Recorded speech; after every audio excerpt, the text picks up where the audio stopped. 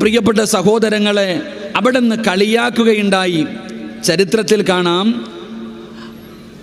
അബൂലഹബിൻ്റെ മകളാണ് ദുർഗ റളിയല്ലാഹു തആല അൻഹ. അബൂലഹബിൻ്റെ മകള് ഹിജ്റ പോയപ്പോൾ ചില പെണ്ണുങ്ങൾ പറഞ്ഞു, നീ ഹിജ്റയ്ക്ക് പോയിട്ട്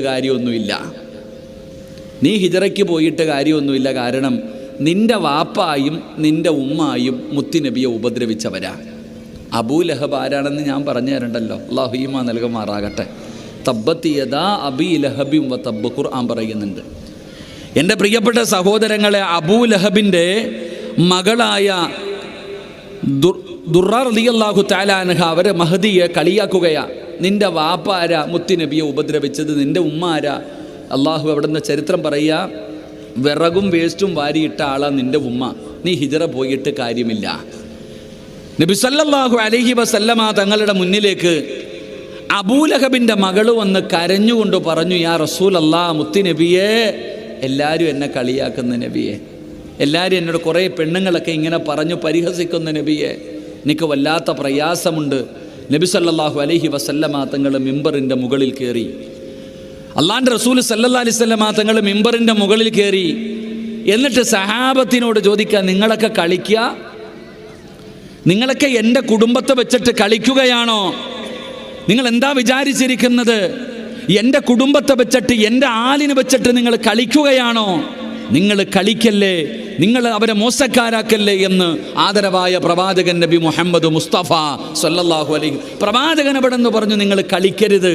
അവസാനം തൻ്റെ സ്വഹാബത്തിനോട് വലിയ ഒരു വല്ലാത്ത താക്കീത്, ഒരു ഓർമ്മപ്പെടുത്തൽ. സാധാരണ കുടുംബക്കാരെ പറയുന്നത് പോലെ എൻ്റെ കുടുംബക്കാരെ നിങ്ങൾ പറയരുത്, എൻ്റെ അഹ്ലു ബൈത്തിനെ നിങ്ങൾ പറയരുത്, എൻ്റെ ആലിനെ കുറിച്ച് നിങ്ങൾ പറയരുത്.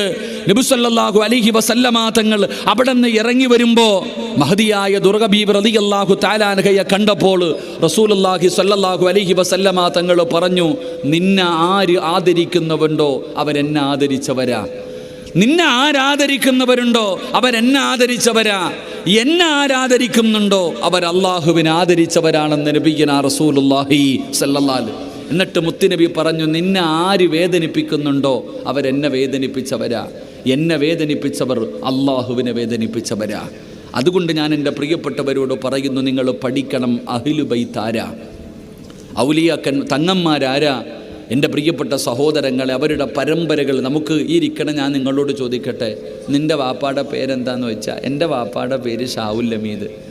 എൻ്റെ വാപ്പാടെ പേരെന്താ വെച്ചാൽ എനിക്കറിയാം. അത് കഴിഞ്ഞ് അടുത്ത വാപ്പാടെ പേര് വെച്ച് ആകാശത്ത് നോക്കിയിരിക്കാനേ എനിക്കറിയും.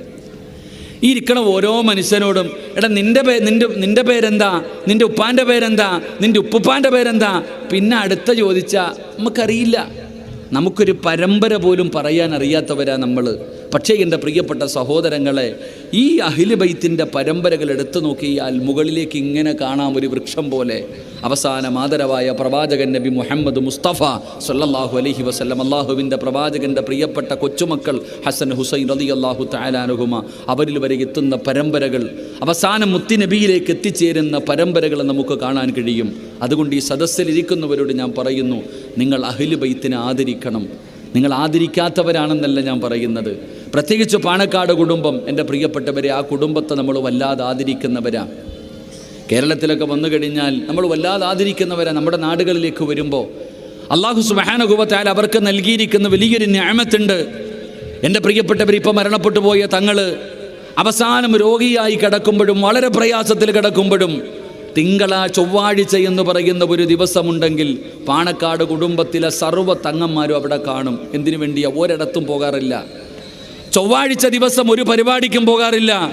അന്നത്തെ ദിവസം തൻ്റെ വീടിൻ്റെ വാതിൽ തുറന്നിട്ടുകൊണ്ട് ജനങ്ങളുടെ പരാതി കേൾക്കാൻ, ജനങ്ങളുടെ പ്രയാസങ്ങൾക്കൊരു പരിഹാരം പറഞ്ഞു കൊടുക്കാൻ എല്ലാവരും പാണക്കാട് കുടുംബത്തിൽ കാണും.